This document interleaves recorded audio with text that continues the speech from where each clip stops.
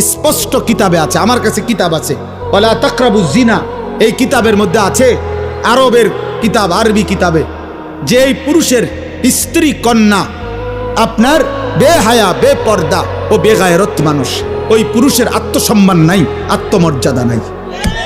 বিশ্বাস কর, এটা ইসলামের কথা। আত্মসম্ভ্রমহীন, বেগায়রত, আত্মমর্যাদাহীন, প্রেস্টিজ কনসার্ন নাই, আত্মসম্মান নাই,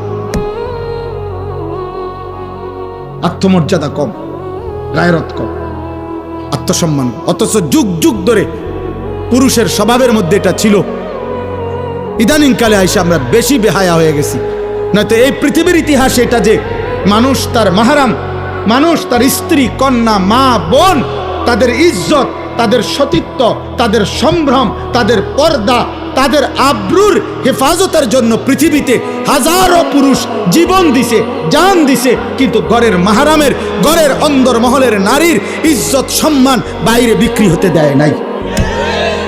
এটা পৃথিবীর ইতিহাস।